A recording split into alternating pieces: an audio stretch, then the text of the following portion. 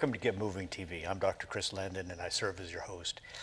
Here in Ventura County, we have an incredible healthcare system spread throughout the county, and central to that is Ventura County Medical Center.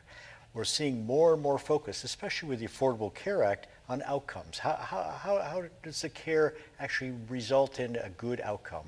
Patients not having to return to the hospital, patients who are safe in the hospital, who don't have falls, patients who don't have pressure ulcers, patients who don't have DVTs, don't have clots in their legs. So anything we can do to get a step ahead of that is really resolved on humans, and humans are fallible. One of the problems I was trying to solve is after someone is intubated in an intensive care unit, what can we do to prevent the other effects, the problems with urinary tract infections from catheters being in, from ventilator tubes being in too long, and the whole medical community is looking at this, and we're looking at this at Ventura County Medical Center as well. One of the solutions that came up, and I'm part of the Intelligent Hospital Association, is turning to technology. And so with me today is Eric Williams from Leaf Technologies. So Eric, welcome to the show. Thank you very much.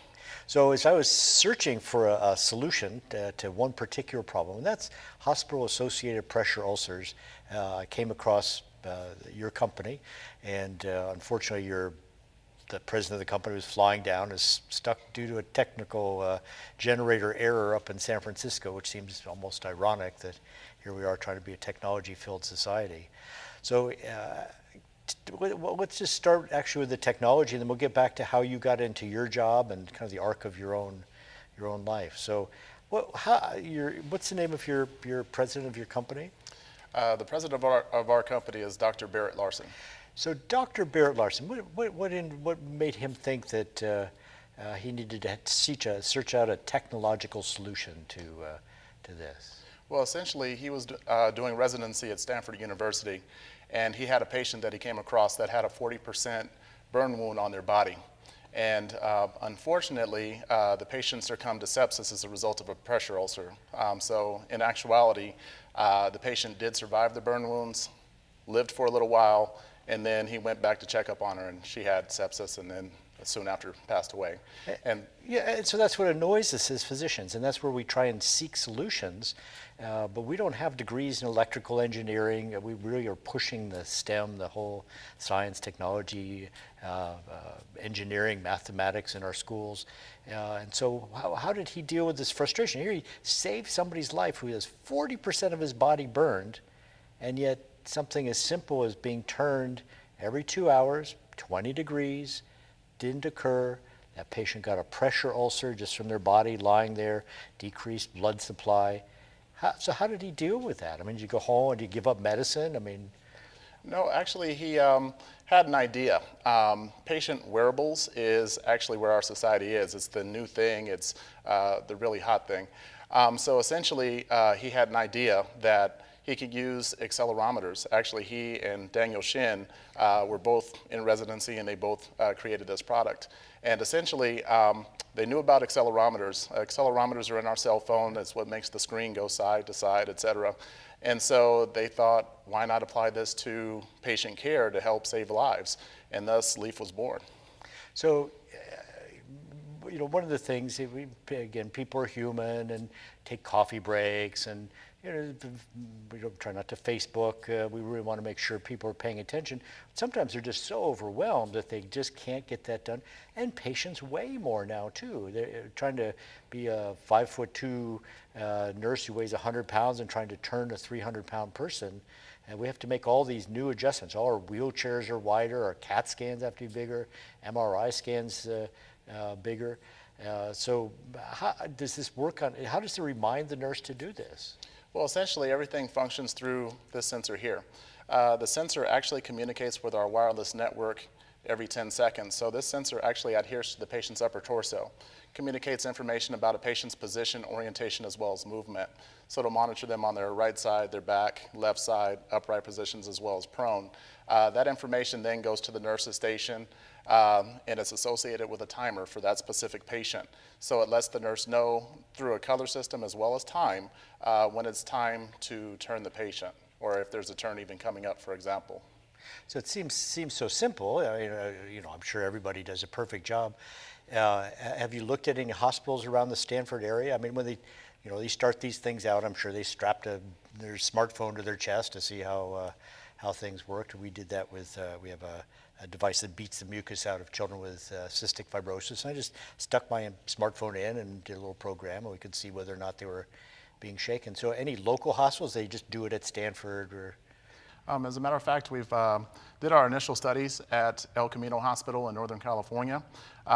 It was a multi-month study, and where we established a baseline of 64% turn compliance. Once they intervened with our product, it went up to 98%. Look, of course, numbers like that get to be unbelievable, but now you've got a way to document it, and I think what's important is it helps. It's the feedback for them too. We have all kinds of programs. Check this box on this blackboard, or educational events. But here with technology, finally, it's kind of like having a step counter. You start to know how many steps you take. Right. We come with the philosophy that if you can monitor it, you can manage it. So without a system like ours, we've looked at various studies, and in those studies we see that turn compliance, for example, ranges between 29% and 66%. But for a majority of our customers or clients, we get them at least in the low 90s. So for these hospital-associated pressure ulcers, now we can take that part off the table in terms of what we're worried about. Now, one of the things that I'd seen from you was that the director of nursing could see all 10 or 20 stations at once and maybe see a pattern to things as well. So in terms of management, how else are you guys looking at managing it, taking this information not just as, time to turn, but what other things, interventions can be made? As far as interventions, it definitely gives hospital management, for example, the ability to see if they have enough staff on the floor, for example. Yeah. So they can use our reports to see if compliance is dipping in certain areas, which is a problem, and have additional staff come in and help the staff turn those patients.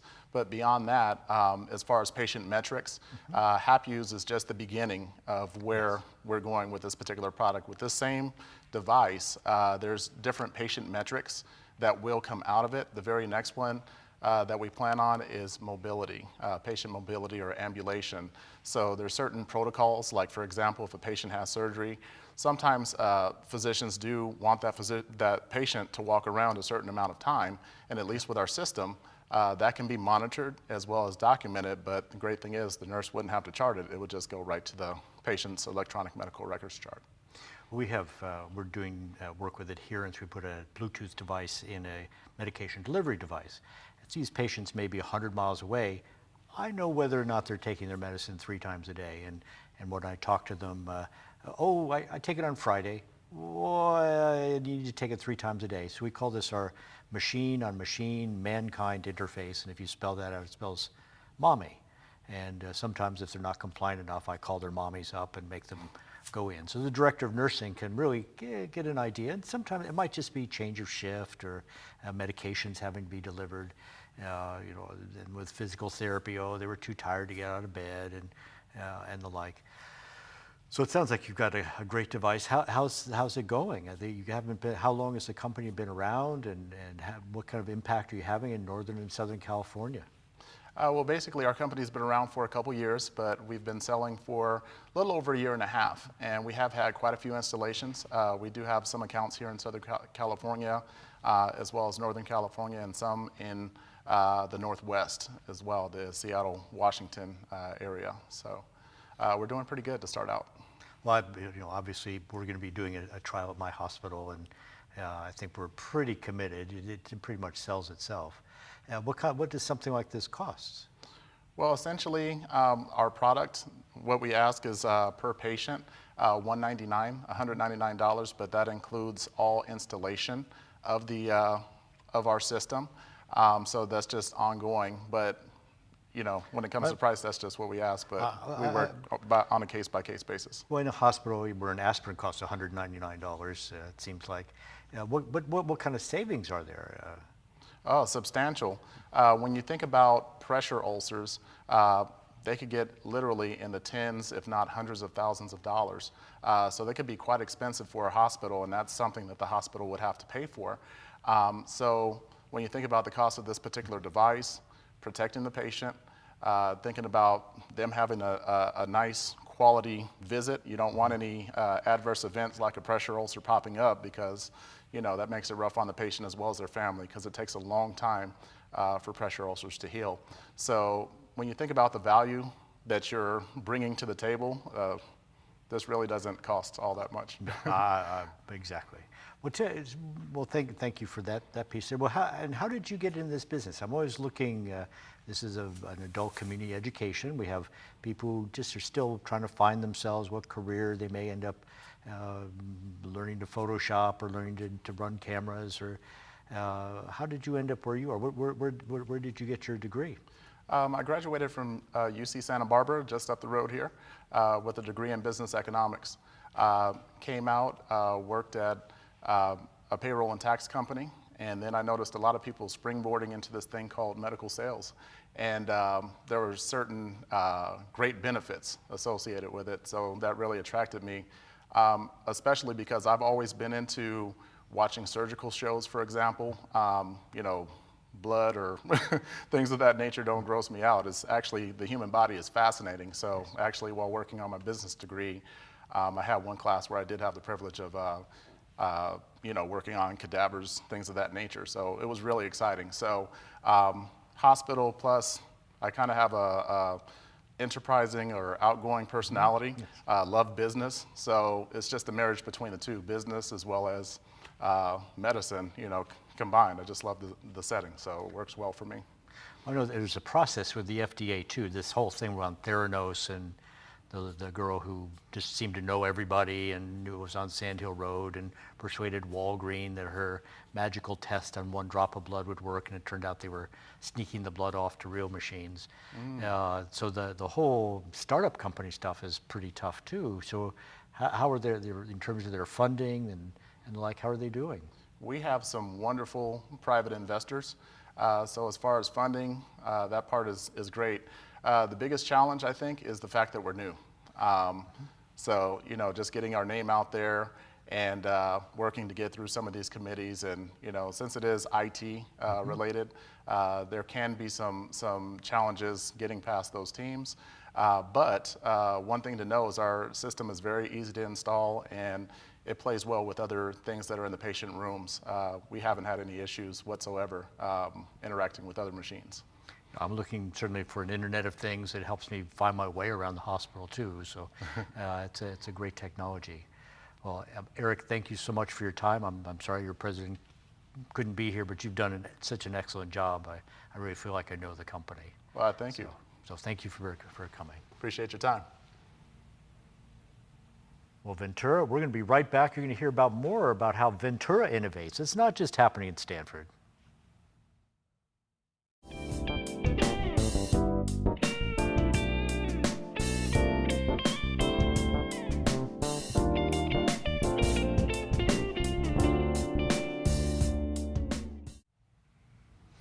Ventura, welcome back. We have something called VACE Innovates here, and with me today is Dennis Huston. He's going to talk a little bit about something that they came up with, but just the whole program too.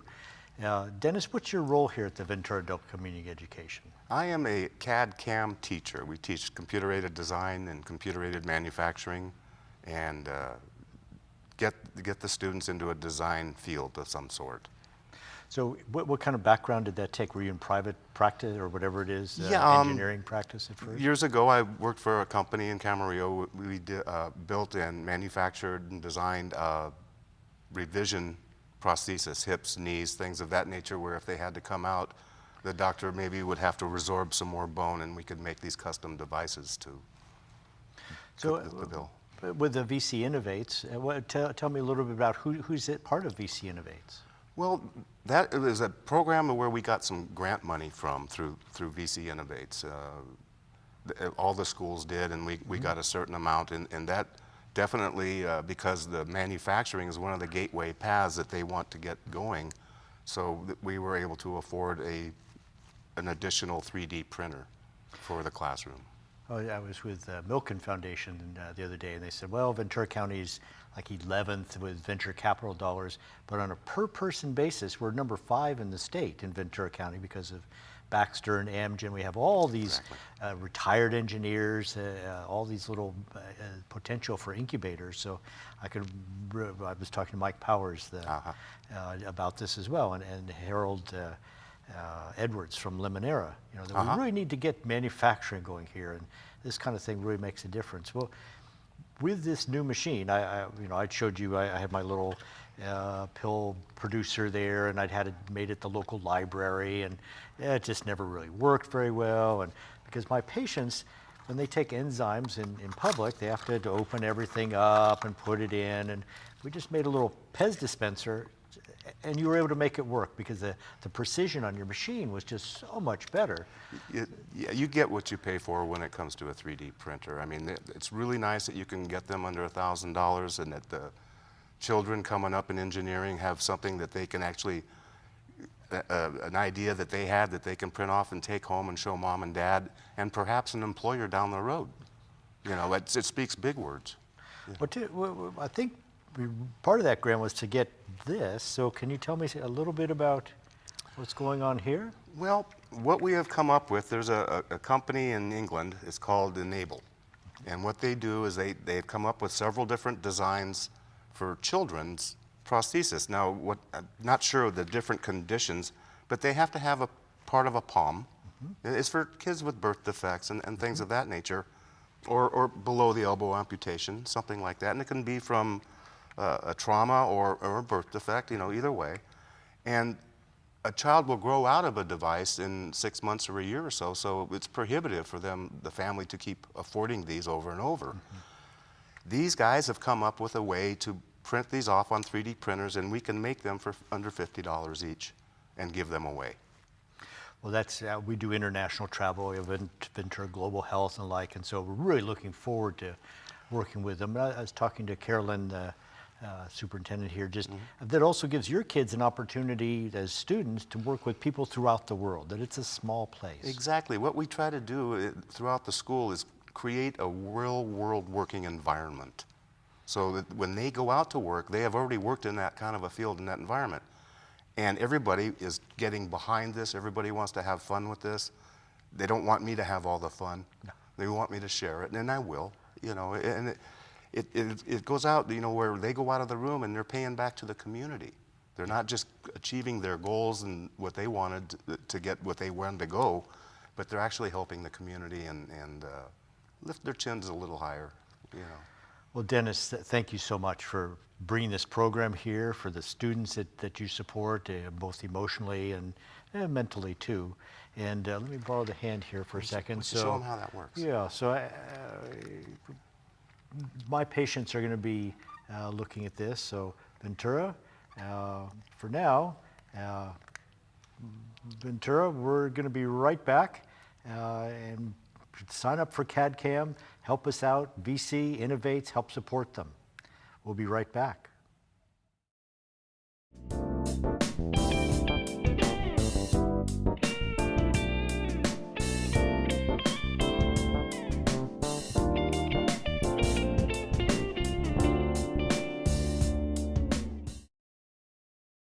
Ventura, welcome back. I'm here with Ian Mayta with Studio and Cine Productions. I've known Ian for more than 20 years, we'll just say that, so that made it a very long time.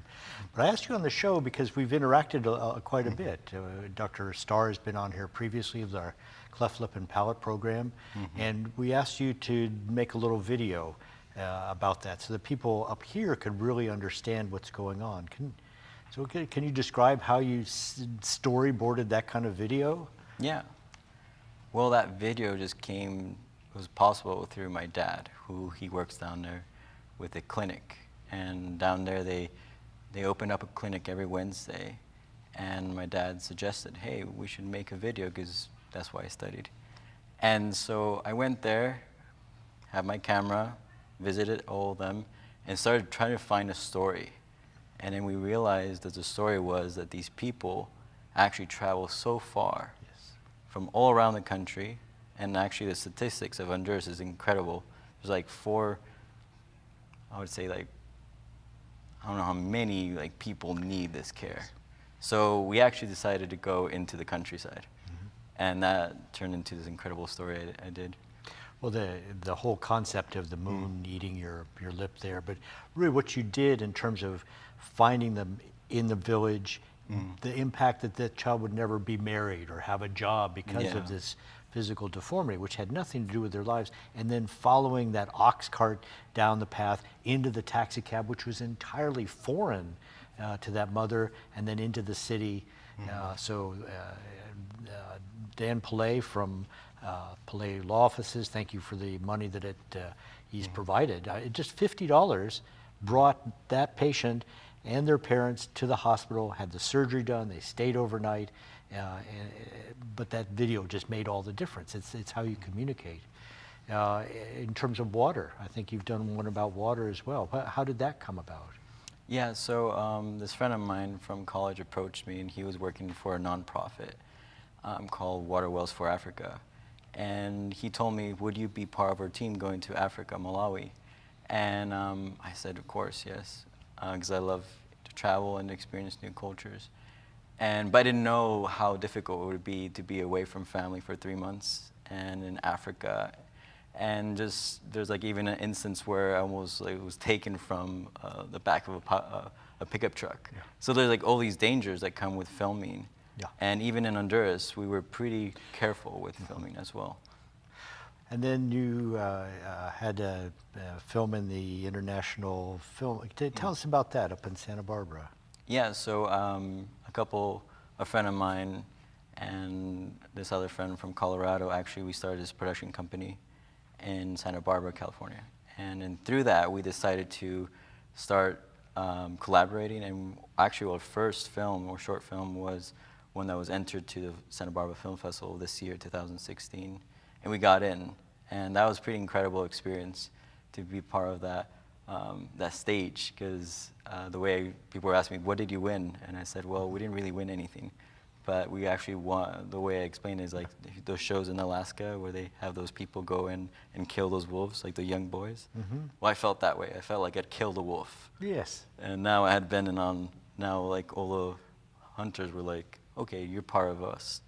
So that's pretty incredible. And the film itself, can you tell just a little bit about the plot? Because I think we're linking it into... Yeah. So it was about this friend of mine called Taki, and he's from Liberia. And he endured the Civil War. He survived it. And now he had just come back to California and saw how beautiful the waves were. And he said, wow, that's incredible. Like back in Liberia, the waves and the ocean was about death. And here's about life. All the people are having a great time. Ventura, Santa Barbara, all throughout California. And he decided to actually learn how to confront his fears. And through that, all the memories of the past kind of came. And he was able to understand why he was here in California. Well, there's a scene in there, and we're such a sheltered culture where he's crying over a dead body, and all he sees is that one dead body in the massacre, and his mother says, "Look up." Yes. There's not just one. Look up. There's not just one. And what does she tell him that he carried through life there? He said, "Save your tears." And for him, it's been a struggle. But in the movie, he says, if you struggle, then you have failed. And for us, it was a struggle to go through and try to figure out how to get a film in the film festival. And I was like realizing once I surrendered, and I said, well, this film is gonna happen or not. Then we found results, just like in the movie. He said, just when you struggle, that's actually your failure. And I realized sometimes in life you just have to just go patient and gentle, and then you'll see results. Steady hand and just consistency. And look beyond. Well, in starting a production company, of course, we have our students here who are doing the production. Tell us about forming a production company. Yeah, it's very difficult because you have to find the right team. And a lot of film schools don't really teach you the essentials of actually the process. Yeah. So it's incredible to have students actually go through that. And I tell people always, like people come up to me, like, you know, like my young brother's going through school right now. I tell him, don't look at yourself as a student right now. Look at yourself as actually a professional individual that's actually doing things right now. Even if you don't have all the equipment, use the camera that you have, your grandmother gave you, go out there, start filming, shooting, editing, and you start seeing things happen. So where are you going to go? All these kinds of things, of course, require a steady paycheck there. Yes. So what opportunities are there once you've gone, because you're a photographer, cinematographer, you speak 4 different languages, Yeah. But you want to live in Santa Barbara where, Yeah. so what kind of opportunities out there? I know Brooks Photography says, oh, well, we'll get you in the fashion business, and then they end up working at whatever, Old Navy, doing clothes. It's not quite the fashion business, so. Yeah, that's one part that's very difficult. Even right now, I'm 26, started this company, realized it's not so like flashy as most people think. Oh, you have a production company, requires a lot of work, and they said money, finances. So all these last 3 years, as I was working freelance, I realized I had to pick up other jobs, jobs that weren't really related to my field. But at the same time, I realized, yeah, these all help me towards my goal. And to this point, I've seen like this artist would always say, like, I'm first a painter, and then I work in other areas. He would always think I'm always working on these other areas, and then he would say he was a painter second. So I've been switching that in my mind, like I'm a filmmaker first, and whatever else I do, that's just to help supplement my filmmaking.